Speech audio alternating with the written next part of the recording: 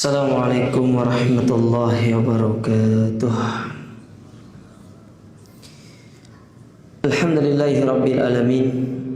Wa asyhadu an la ilaha illallah wahdahu la syarika lah. Wa asyhadu anna Muhammadan abduhu wa rasuluh, amma ba'd. Kaum muslimin wal muslimat, para jamaah yang semoga senantiasa dirahmati Allah. Alhamdulillah, kita bersyukur kepada Allah Azza wa Jalla pada kesempatan malam hari yang berbahagia ini. Kembali kita dikumpulkan dan dipertemukan oleh Allah Ta'ala dalam majlis yang mulia ini, melanjutkan kembali kajian kita dari Syarah Arba'in An-Nawawiyah. Dan kita masih pada hadis yang ke-30, pelajaran-pelajaran yang bisa diambil dari hadis yang mulia ini. Terakhir kita sampai pada pelajaran yang kedua, bahwasanya agama Islam itu terbagi menjadi ada yang wajib dan ada yang muharramat, yaitu ada yang Allah Subhanahu wa Ta'ala wajibkan kepada kita untuk memeliharanya, dan ada perkara-perkara yang diharamkan untuk kita mendekatinya. Baik, sekarang kita masuk ke poin yang ketiga. Poin yang ketiga, pelajaran yang bisa diambil dari hadis ini, kata penulis, wujubul muhafadhati ala faraidillahi azza wa jalla. Wajibnya untuk kita memelihara apa yang menjadi kewajiban-kewajiban yang Allah wajibkan. Wa hadza ma'khudun minan nahyi an idha'atiha. Kalimat ini atau poin ini itu terambil dari apa yang dilarang kepada kita untuk menyia-nyiakannya, ya. Karena di situ kan Allah Subhanahu wa Ta'ala mengatakan, innallaha farada faraida falatudayyi'uha. Sesungguhnya Allah Ta'ala itu mewajibkan bagi kalian kewajiban-kewajiban, maka jangan kalian sia-siakan. Nah, kalimat jangan sia-siakan ini menunjukkan tentang kewajiban kita untuk menjaga apa yang menjadi kewajiban yang Allah wajibkan. Fa inna mafhumahu wujubul muhafadhati 'alaiha. Karena kalimat ini pemahamannya adalah kita wajib untuk menjaga apa yang menjadi perkara yang fardu, ya. Wajib untuk kita menjaga perkara yang fardu. Ada yang fardu ain, dan ini adalah yang paling utama. Dan ada fardu kifayah yang kita berusaha untuk menegakkannya. Apalagi kalau hal tersebut tidak ada yang menegakkan, maka ini bisa menjadi satu dosa yang sifatnya menyeluruh. Tapi kalau sudah ada yang menegakkan, maka telah gugur bagi yang lain kewajibannya. Tapi tidak ada masalah bagi kita untuk melakukan hal tersebut, karena itu merupakan bagian daripada kita menjalankan perintah Allah Subhanahu wa Ta'ala. Itu yang ketiga. Kemudian yang keempat, pelajaran yang keempat, annallaha azza wa jalla hadda hududan. Bahwasanya Allah Subhanahu wa Ta'ala telah menentukan hukum-hukum, menentukan batasan-batasan. Bimakna annahu ja'alal wajib, ya, bayinan wal haram bayinan. Yang maknanya adalah Allah Subhanahu wa Ta'ala telah menjelaskan tentang perkara yang wajib secara tegas dan menjelaskan perkara yang haram secara tegas. Kal haddil fasil baina aradin nas, seperti batasan yang memisahkan antara tanah manusia, antara tanah si A dengan tanah si B. itu kan ada pembatas. Nah, Allah Subhanahu wa taala telah menjelaskan batasan yang halal dengan yang haram, antara perintah dengan larangan. Semuanya telah disebutkan secara tegas di dalam syariat. Tinggal kita mau belajar atau tidak, mau membaca atau tidak. Karena banyak di antara kita ini tidak mau membaca, sehingga jadilah perkara tersebut perkara yang jahil bagi kita, perkara yang tidak terang bagi kita. Tapi kalau kita mau membaca kitab-kitab para ulama, kita akan dapati ya, yang Allah perintahkan dan yang Allah larang, yang Allah wajibkan dan yang Allah perintahkan untuk kita meninggalkannya. Termasuk masalah bab tentang tauhid dan syirik. Ini adalah perkara yang perlu menjadi perhatian. Ya, perlu menjadi perhatian.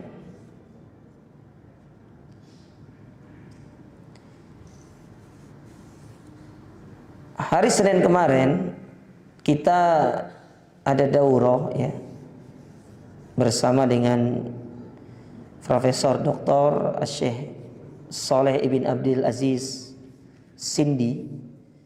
Beliau ini salah satu guru besar dalam bidang akidah di Universitas Islam Madinah, dan itu merupakan salah satu dari gurunya Ustadz Firanda Andirja.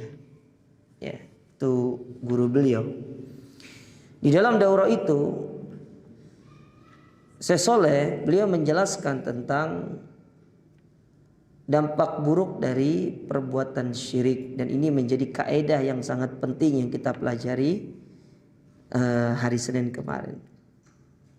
Makanya kenapa kemudian batasan tauhid dan syirik itu harus benar-benar diperhatikan. Beliau mengatakan syirik itu merupakan dosa yang paling jelek, dan syirik itu merupakan dosa yang paling berat azabnya di hari kiamat. Makanya mau apapun media yang digunakan untuk melakukan kesyirikan, syirik ya tetap syirik. Ya, tidak ada istilahnya lebih baik saya menyembah Nabi dari meminta kepada Nabi daripada itu meminta kepada patung. Dia mau Nabi, mau patung, mau malaikat, namanya syirik ya tetap syirik. Paham ya? Ini kaidah kata Syekh. Asyirku syirkun. Syirik itu ya syirik. Tidak ada kemudian pengecualian. Kalau kita menyembah kepada Nabi, yaudah itu lebih baik daripada menyembah kepada patung. Sama saja, tidak ada bedanya. Karena Allah Subhanahu wa taala tidak membedakan kesyirikan itu mau kepada apapun, namanya syirik ya syirik. Ya, namanya syirik ya syirik. Nah, ini yang sering diungkapkan oleh mereka-mereka yang terjatuh dalam perbuatan syirik. Ya. Sama seperti pemuja kuburan. Ini kan kuburan orang soleh.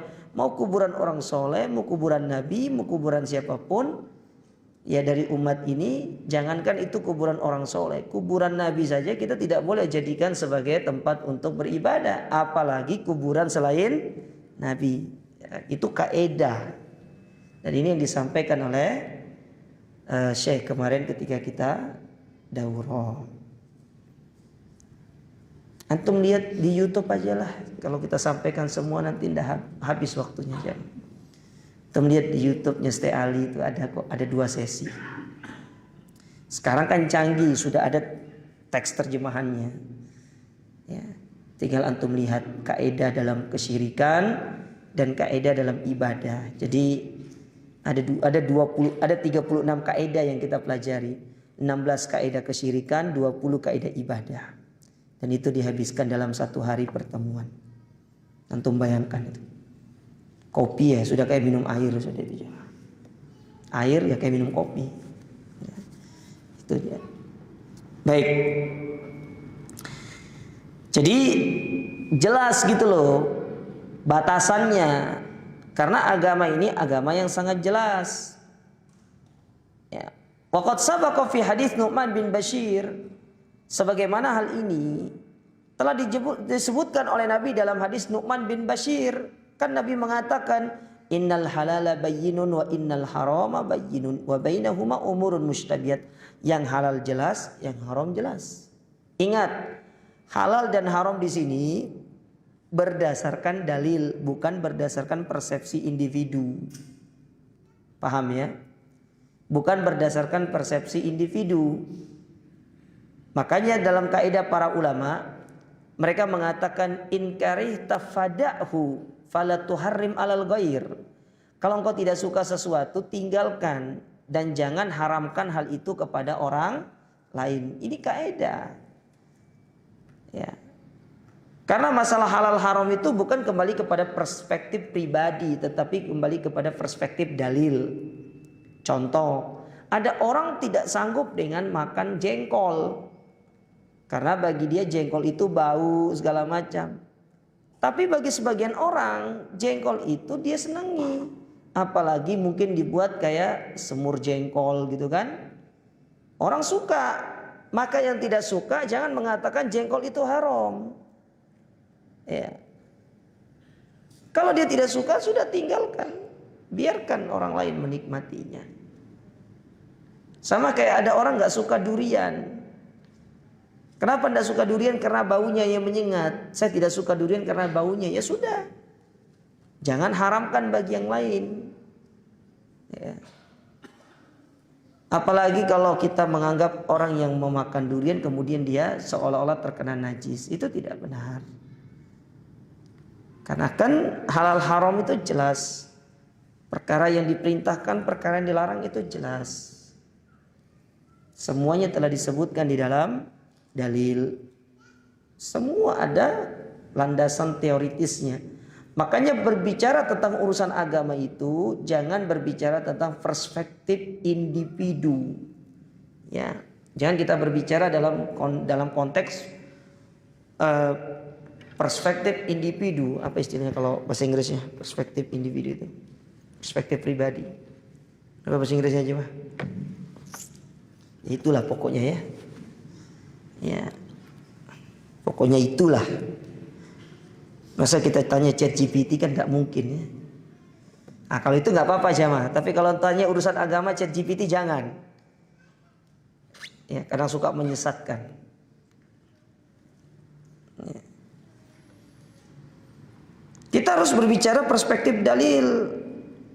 Jangan sampai kemudian kita menjadikan perasaan-perasaan individu itu sebagai dalil di dalam kita menentukan satu hukum. Karena agama ini sudah jelas. Dengan diturunkannya surat Al-Maidah itu sebagai isyarat kata para ulama. Sebagai isyarat bahwasanya Allah Subhanahu wa taala ini telah menjadikan seluruh permasalahan dalam urusan agama dan urusan dunia itu sudah memiliki pijakannya. Sehingga poin itu diikat dengan firman Allah yang lain, fas'alu ahla dzikri in kuntum la ta'lamun. Kalau kalian tidak bisa sampai pada poin itu, Allah suruh kita untuk bertanya kepada ahlul ilmi.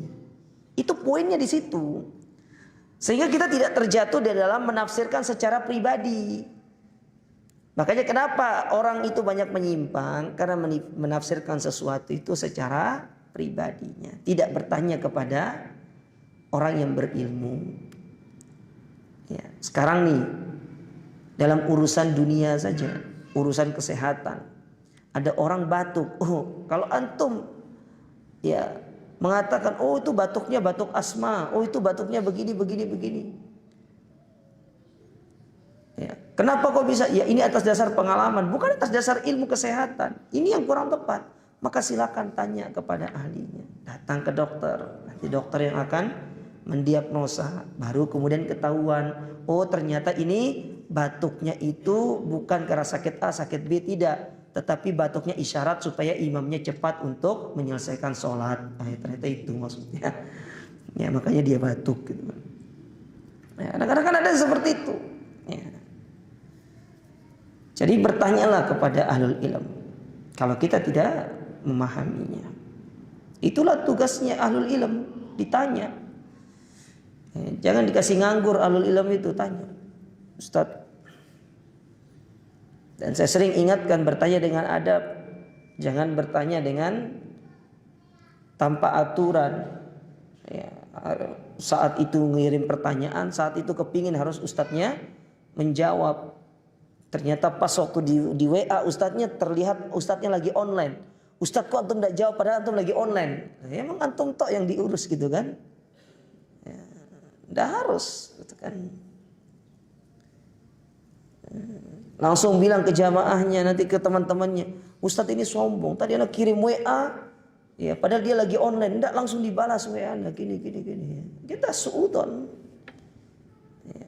Siapa tahu mungkin dia tidak menjawab saat itu karena dia kepingin tahu dulu pernyataan para ulama seperti apa. Karena kalau menjawab salah, bukan permasalahannya itu sekedar klarifikasi saja, tidak. Tapi kalau sudah salah berfatwa, ini bisa menyebabkan orang masuk neraka. Kan begitu. Ya. Jadi kudu sabar, menunggu jawaban dari ustaz. Baik, yang kelima, pelajaran dari hadis ini, tahrim ta'addi hududillah. Larangan dari kita melanggar hukum-hukum Allah. Ya, jangan dilanggar.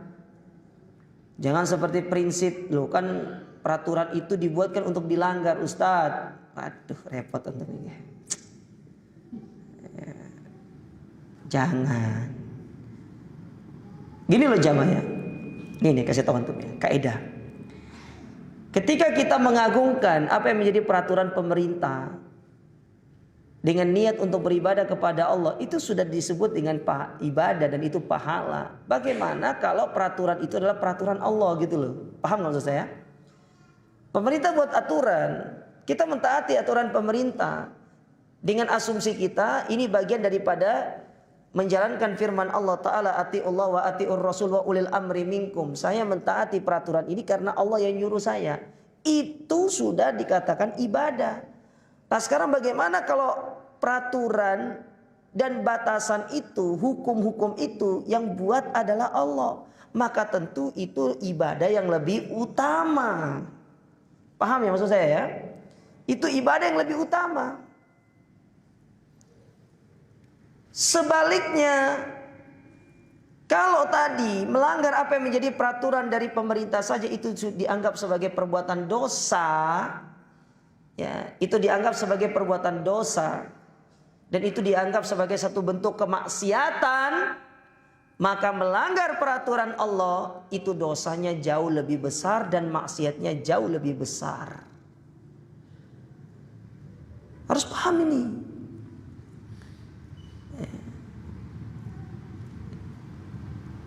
Kita melanggar aturan yang dibuat pemerintah saja sementara peraturan itu tidak bertentangan dengan syariat. Dan itu masuk ke dalam kaidah ati'ullah wa ati'ur rasul wa ulil amri minkum. Dan juga sabda Nabi SAW, ya, isma' wa tuti', dengar dan taatlah kepada penguasa kalian. Itu sudah dianggap sebagai satu bentuk ibadah, melanggarnya sebagai satu kemaksiatan dan itu merupakan hal yang dibenci. Sekarang bagaimana kalau peraturan itu Allah yang buat, larangan itu Allah yang tetapkan? Ini bukan manusia tapi Allah yang menetapkan. Maka tentu dosanya jauh lebih besar. Ya, dosanya jauh lebih besar. Maka jangan anggap enteng yang namanya batasan-batasan itu. Kita hidup ini punya aturan. Ribet Ustaz hidup di dunia. Memang dunia itu begitu. Dan Nabi sudah isyaratkan itu kepada kita. Ad-dunya sijnul mu'min wa jannatul kafir. Dunia ini memang penjaranya orang beriman. Dan surganya bagi orang kafir. Coba lihat berapa banyak hal-hal yang Allah larang kepada kita. Untuk tidak boleh melakukannya, tidak boleh mendekatinya. Gak boleh main judi, gak boleh main ini, gak boleh main ini. Bayangkan tuh, sekedar main capit aja gak boleh. Main capit tuh, antum tahu main capit itu kan? Ya, masukin koin terus capit bu anunya. Loh kok gak boleh Ustaz? Loh iya kan judi. Antara untung dan rugi. Aturannya banyak Ustaz. Gak boleh makan babi. Nggak boleh ini, nggak boleh pelihara anjing. Itu kan khilaf para ulama. Ya, antum kalau hidup dalam khilaf ya repot juga. Nggak boleh ini, banyak yang kita dilarang oleh Allah Ta'ala. Tapi coba lihat orang kafir, apakah berlaku larangan kepada orang mukmin? Nggak berlaku. Mereka mau makan babi, mereka mau pelihara anjing, mereka mau pelihara ya serigala kah di rumahnya. Mereka mau apapun. Mereka tidak punya batasan-batasan untuk memakan apa. Kalau kita kan diatur. Diatur ini. Kita kalau mau makan tanya dulu halal nggak? Ada yang halal nggak? Orang kafir nggak perlu nanya seperti itu. Enak nggak? Orang kafir tuh tanya enak nggak? Ya. Kita kan banyak aturannya. Berpakaian nggak boleh semau kita. Aturan banyak. Itulah batasan yang Allah tetapkan. Tapi semua itu akan terasa mudah kalau kita niatkan ikhlas karena Allah. Yang membuat berat itu karena anggap itu antum anggap itu sebagai beban gitu loh. Padahal bukan beban. Itulah cara Allah mengatur manusia itu, mengatur orang-orang beriman supaya dia mencapai kepada kebahagiaan yang sejati. Layaknya antum bekerja di kantor punya aturan, antum tidak boleh masuk semau antum.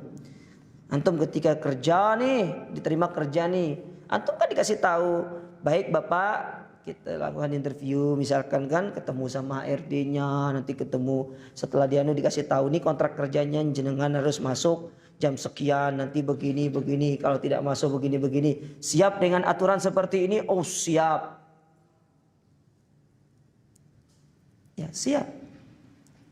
Padahal dari pekerjaan itu dapat gaji berapa sih? Dapat gaji berapa sih? 100 juta, 200 juta. Oh enggak Ustaz. Anak kelasnya manajer marketing Ustaz. Ya, anak sebagai direktur operasional, Anda sebagai direktur ini. Berapa? 3 digit, 400 500 juta. Iya, 500 juta.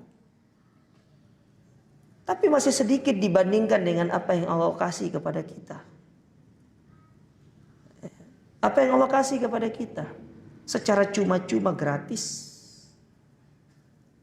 Sekarang Allah cabut aja satu nikmat dari kita. Apa artinya uang yang banyak itu? Gaji yang banyak. Sekarang antum dapat gaji 500 juta. Tapi antum dikasih sakit zaman. Antum mau nggak? Ya, antum gajinya per bulan 500 juta, tapi antum sakitnya gagal ginjal gitu, mau nggak? Mau nggak ya? Atau antum dapat uang per bulan 500 juta, tapi antum kenanya itu ya stroke gitu kan? Tapi dikasih 500 juta per bulan, stroke. Sudah gitu stroke-nya di bagian wajah lagi. Apa enaknya? Ya. Ya ada aturannya, ada batasannya. Tidak boleh semau kita. Kita ini orang beriman. Ada aturan yang Allah tetapkan. Maka jangan kita melanggarnya. Ya. Maka coba lihat aturan-aturan Allah Ta'ala coba.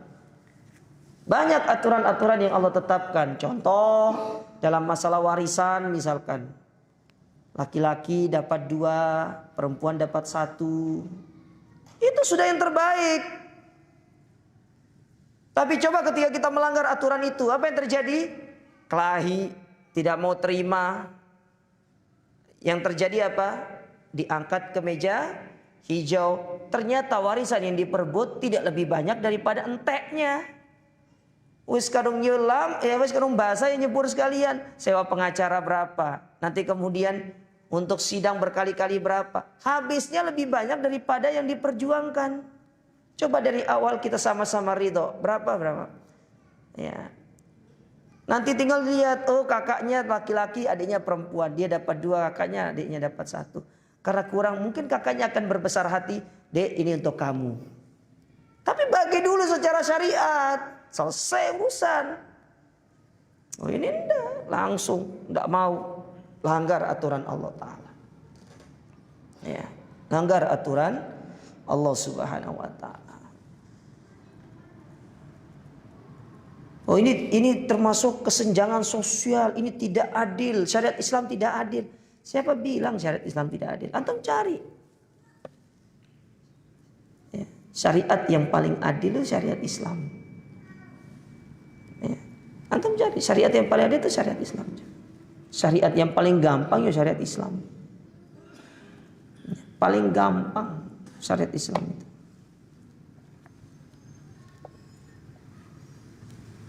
Ada yang ini kalau saya salah tolong diluruskan ya. Ada yang mu'alaf di sini, dosa kata.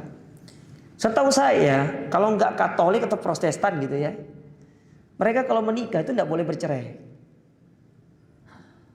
nggak boleh bercerai, sampai kapanpun nggak boleh bercerai. Katolik atau Protestan? Katolik ya, nggak boleh bercerai, seumur hidup sudah begitu.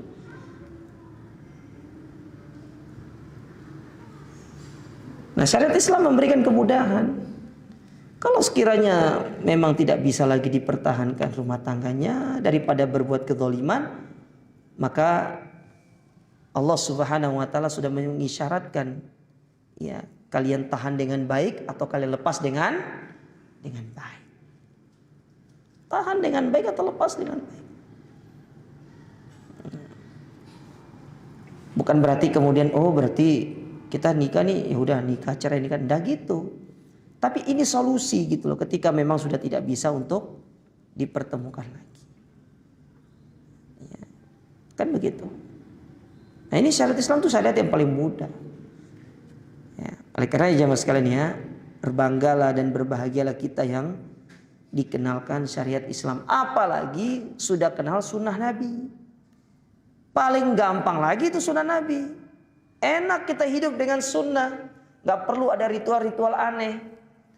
Antum yo menikah aja, yang penting ada wali, ada mahar. Yang paling utama tuh ada calonnya. Sama siapa antum nikah kalau nggak ada calonnya siapa? Repot ini. Ya. Harus ada calonnya. Masa kekasih bayangan gitu kan?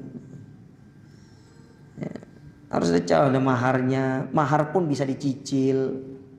Kalau nggak sanggup bayar secara tunai, tinggal nanti pas waktu akad nikah, saya terima nikahnya fulana bintu fulan dengan mas kawin tersebut dibayar kredit. Gimana saksi? Sah. Tinggal nanti bayar kredit maharnya. Kalau maharnya ternyata 10 gram emas, ya udah sebulan 1 gram, sebulan 1 gram, sebulan 1 gram, sampai 10 gram selesai maharnya. Nanti tinggal rubah buku nikahnya. Yang tadinya dibayar kredit dirubah sama KUA menjadi lunas. Ya gitu. Ya kan? Gampang. Antum tidak bisa menikah di Indonesia karena antum harus keluar negeri. Daripada si wanita ini akan diambil oleh seorang laki-laki. Ya udah, sekarang antum di luar negeri nih. Antum telepon aja bapaknya, Pak, saya mau menikah dengan jenengan. Lo kamu di sana, pakai akad lewat HP aja, Pak. Ya, langsung. Maharnya apa? Ya, maharnya uang 10 juta, nanti tak transfer. Ya. Atau transfer dulu uangnya. 10 juta, selesai. Ya fulan. Loh, tapi kan harus salaman. Salaman itu enggak perlu. Salaman itu hanya adatnya orang Indonesia. Salaman dulu. Apalagi nanti salamannya begini. Tidak perlu, salaman itu tidak perlu sebenarnya. Salaman itu tidak perlu, itu adatnya orang Indonesia aja. Ya, tidak perlu. Ya, tidak perlu. Mungkin bapaknya sudah ngomong sama anaknya nih, Dok, kamu beneran suka sama dia? Iya. Nanti bapak ketemu sama dia langsung tak nikahkan kamu ya. Dengan mas kawin sekian aja, nah, oke. Ketemu di masjid, Mas, anak saya suka sama saya. Gimana? Tak nikahkan sama saya. Ya udah nikah. Ini calonnya masih di rumah nih ya. Udah saksi. Ayo jamaah jadi saksi sini. Saya mau nikahkan anak saya. Saya nikahkan kamu dengan anak saya dengan mas kawin sekian, dibayar tunai. Ya udah saya terima nikahnya Pak. Gimana saksi? Sah, sah. Enggak perlu kemudian syahadat dulu. Asyhadu an la ilaha illallah wa asyhadu astagfirullahaladzim wa atubu ilaih. Antum ini mau nikah kok disuruh istighfar? Repot antum ini. Antum disuruh bersyahadat pula, antum ini mau nikah bukan atau masuk Islam? Itulah agama Islam, mudah. Agama Islam itu agama yang mudah. Yuridullahu bikumul yusra wala yuridu bikumul. Allah menginginkan kemudahan, Allah tidak menginginkan kesukaran pada kalian. Ya. Allah suka kepada kemudahan, mudah agama Islam ini. Yo awak dewe sing senang sing soro-soro ku jemaah. Ya. Memang negara plus 62 iki jemaah. Ya, ada yang susah, kenapa cari yang gampang? Ya. Perhatikan masalah ini. Baik. Yang ke berapa? Ke-6. Ya. Yang ke-6.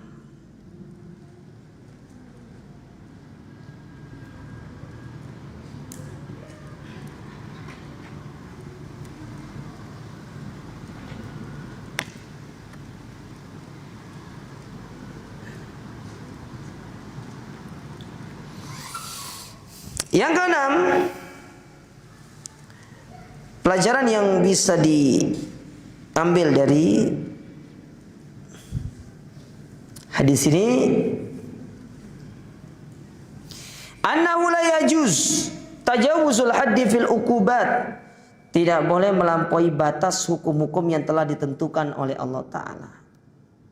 Ya, contoh nih, masalan orang yang berzina, kalau dia belum menikah, dia akan dicambuk sebanyak 100 kali wayugorribu aman atau wayugorrobu aman. Lalu kemudian dia akan diasingkan selama setahun. Tidak boleh, 2 tahun. Tidak boleh. Syariatnya setahun kok. Sudah, biar efek jerah jangan 100, 250. Allah tetapkan 100 ya 100, jangan lebih. Tidak boleh. Karena kalau lebih itu menyelisih syariat. 100-nya syariatnya, 50-nya bid'ah. Tidak boleh lebih. Sama kayak zakat itu loh. Zakat itu ya 3 kilo. Dari zaman Nabi sampai detik ini, sampai hari kiamat tidak akan pernah berubah tuh. Zakat itu ya 3 kilo. Zakat harta itu dari zaman Nabi sampai hari ini tetap 2,5%. Tidak akan pernah berubah. Tidak akan pernah naik. Yang naik itu cuma nominalnya, tergantung jumlah harta. Tidak sama dong harta 1 miliar dengan harta 100 juta. Tapi jumlah pengambilannya tetap sama 2,5%. Itu pun hanya 1 kali setahun. Berarti antum dikasih sama Allah Ta'ala itu 97,5%. Mosok kurang jamaah? 97,5%. Harusnya cukup lah. Cuma 2,5%. Bandingkan dengan gaji antum yang kemudian dipotong. Berapa? Berapa potongannya? Ya. Berapa sih potongan gaji pegawai? Saya ini bukan pegawai aja mah. Wis itulah pokoknya. Wala yajuzu an nazida ala mi'ati jaldah. Tidak boleh kita menambah lebih dari 100. Wa naqul yajlidu mi'ata wa khamsin masalan. Fa inna hadha muharram. Orang bilang udah 100, 150. Gak bisa. Tetap harus 100. Itu bagi yang belum menikah. Tapi kalau dia sudah menikah, maka dia itu dirajam sampai mati. Dirajam sampai mati. Ya. Terus ada yang bilang begini, kata saya gini.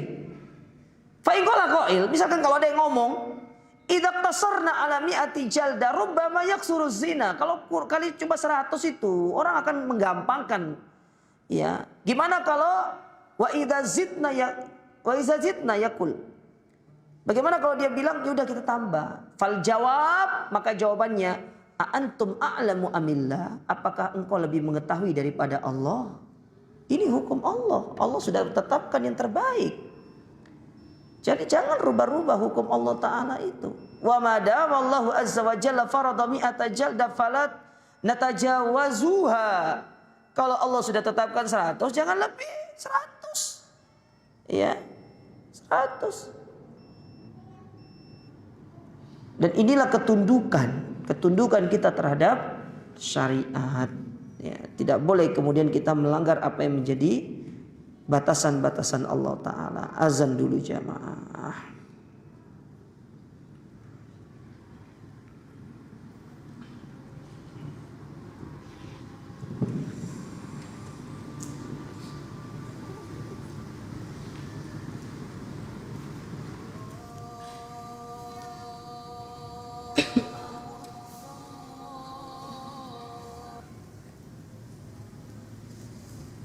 Allahu Akbar, Allahu Akbar.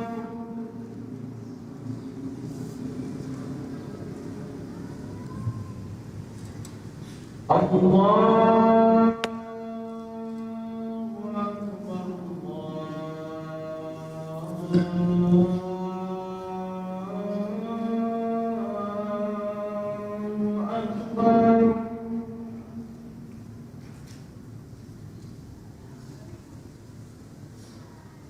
Asyhadu an la ilaha illallah.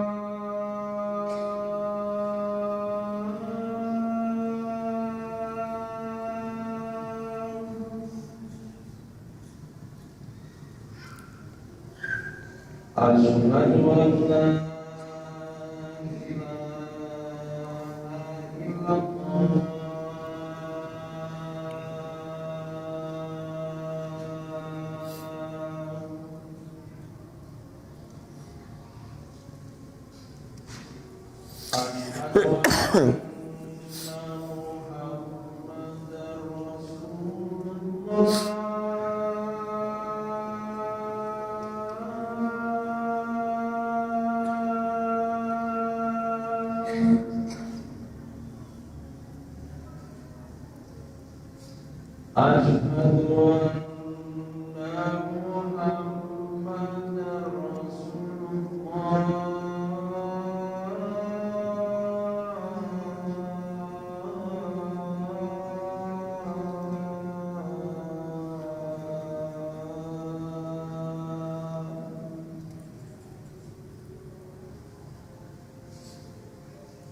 Hayya 'alas shalah.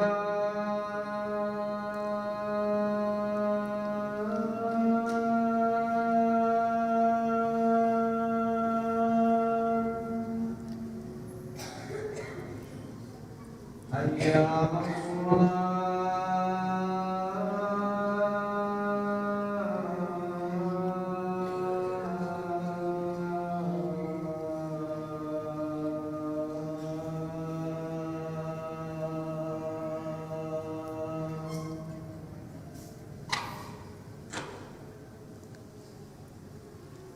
Hayya 'alal falah.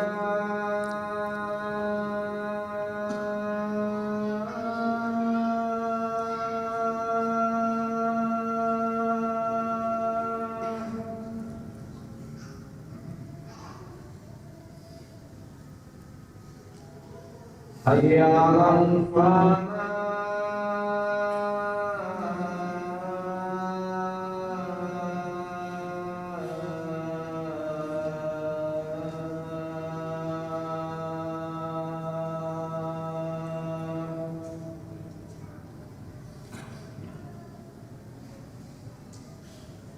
Allahu Akbar, Allahu Akbar.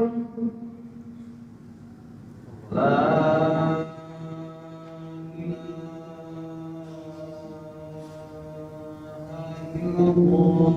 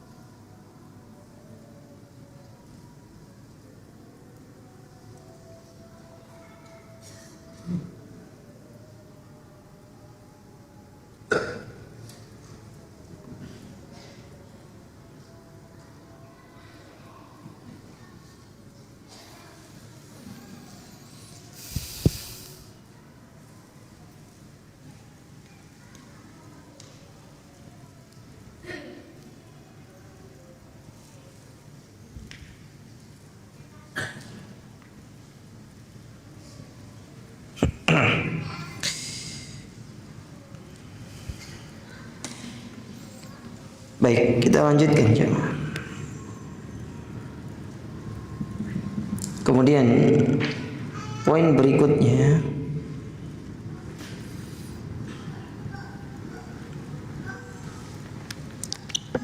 kita masih pada jawaban Syekh tadi.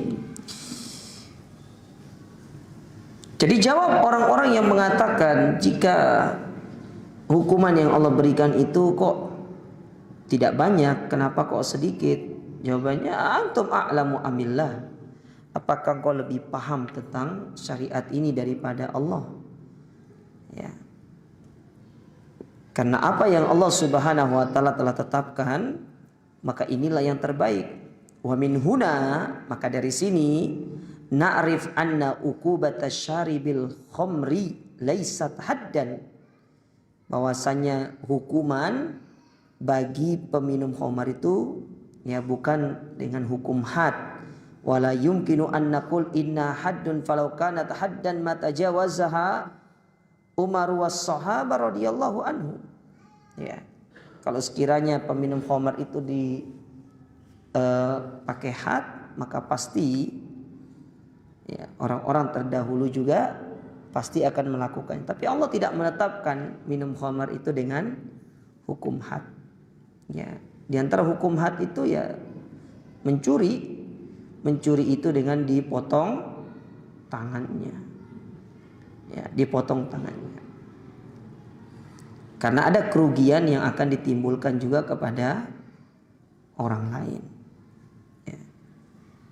Namun intinya jamaah sekalian ya, apa yang Allah Subhanahu wa taala telah tetapkan dari hukum ini, itulah yang terbaik. Tinggal kita itu menjalankan dengan sebaik-baiknya. Kemudian yang ketujuh,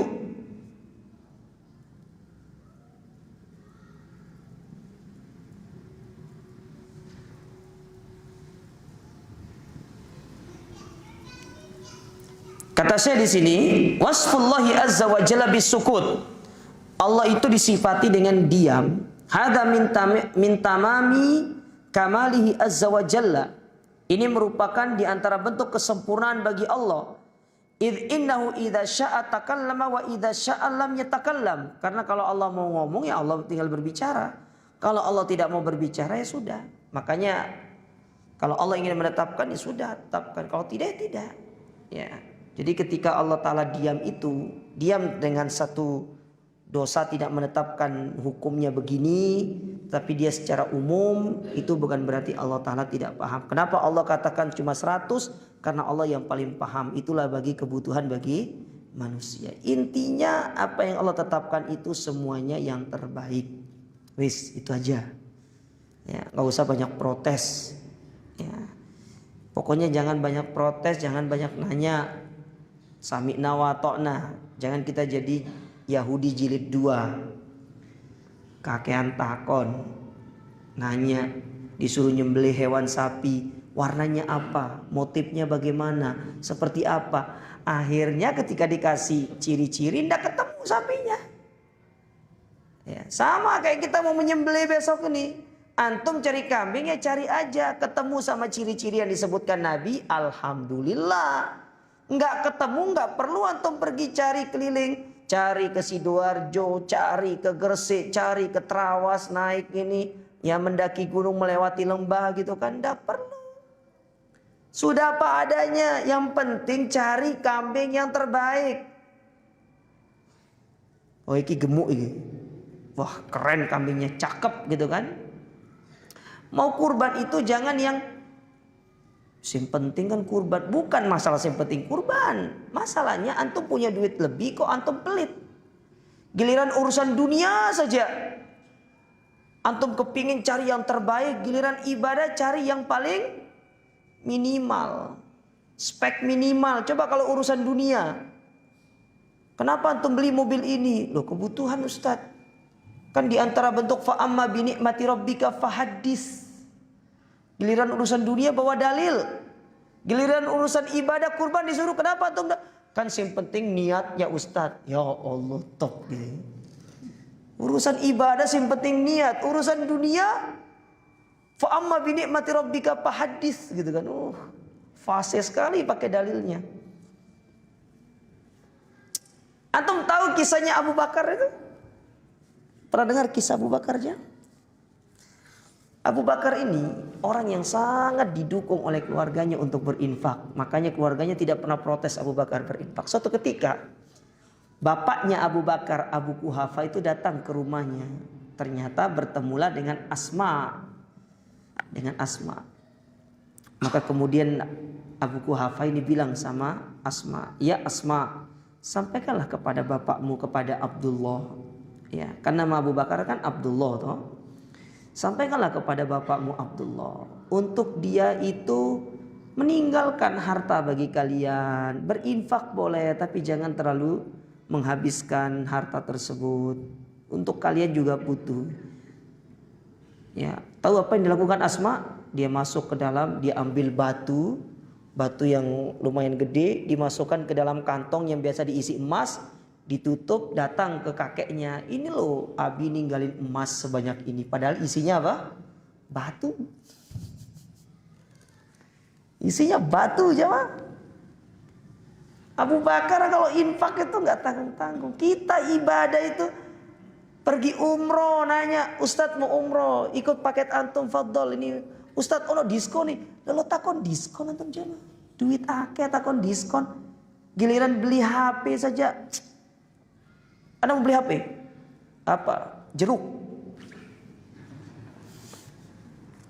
HP jeruk. Datang ke counter. Yang 256 giga berapa? Oh enggak. Anda enggak mau 200. Yang langsung sekalian 2 terabyte. Berapa? Fulus, tenang. Rizq minallah.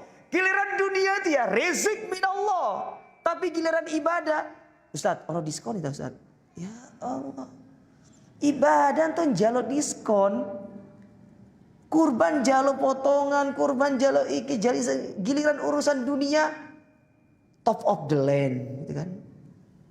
Ya, ambil yang paling tinggi. Enggak ada itu pas urusan ibadah itu rezeki minallah, enggak ada. Tapi coba kalau urusan beli ini rezeki minallah. Urusan dunia tuh beli rezeki minallah. Tapi urusan akhirat masih mikir-mikir ya. Itu namanya kufur nikmat. Antum punya tabungan 100 juta, 100 miliar misalkan. Antum pergi umroh, terus antum pilih paket bintang 3. Enggak cocok dengan saldo antum. Kudune antum itu ambil bintang 7. Ya, biar mumet sekalian. Antum tanya. Misalkan ambil, "Oh, antum cocoknya paket ini karena waktunya, bukan masalah harga, waktunya." Antum punya uang, antum bilang, "Boleh nggak saya upgrade? Saya kepingin ibadah maksimal." Mungkin hotel yang antum itu jauh. Antum mikir kalau jauh tuh capek, Ustaz. Ke depan saya pengen upgrade. Bukan karena antum sombong, saya kepingin ibadah maksimal kepada Allah Ta'ala. Karena saya yakin Allah pasti ganti. Gitu. Ini giliran urusan dunia saja, subhanallah, nggak mau ketinggalan. Temennya baru beli mobil merek A, dia nggak mau kalah. Karena temannya baru beli yang tipe E, dia tipe S. Ya.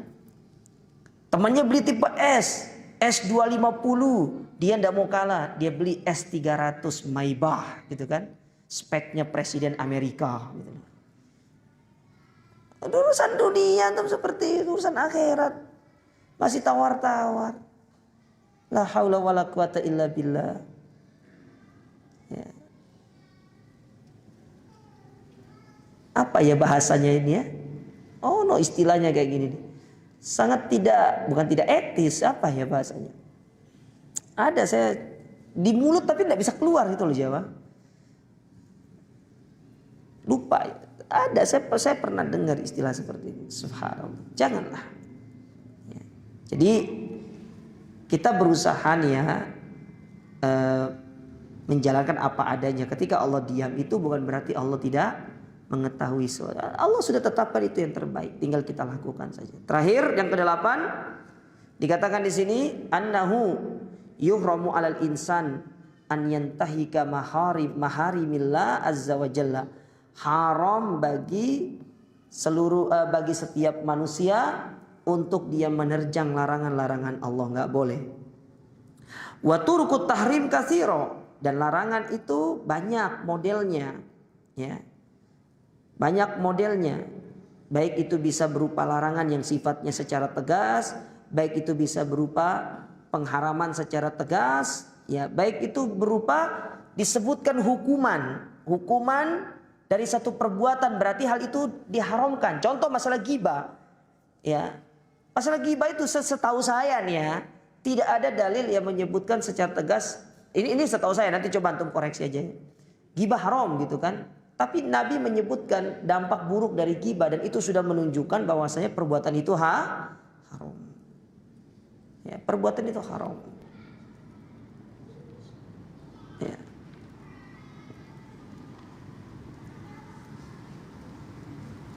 Nah, contoh misalkan yang disebutkan secara haram itu contoh nih, ya, al muslim alal muslim haramun.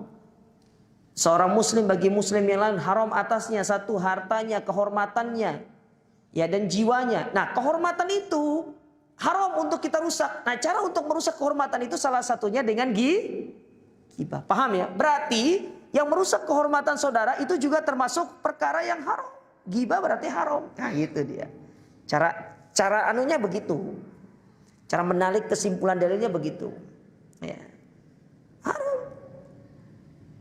Maka sama dengan rokok. Rokok itu haram atau halal? Kan yang haram rokok Ustaz. Tapi kalau vape enggak Ustaz. Ya, mau vape mau bodoh aja mah. Gak ada bedanya. Ya. Dan coba lihat antum orang rokok itu. Orang rokok itu pernah baca bismillah aja mah?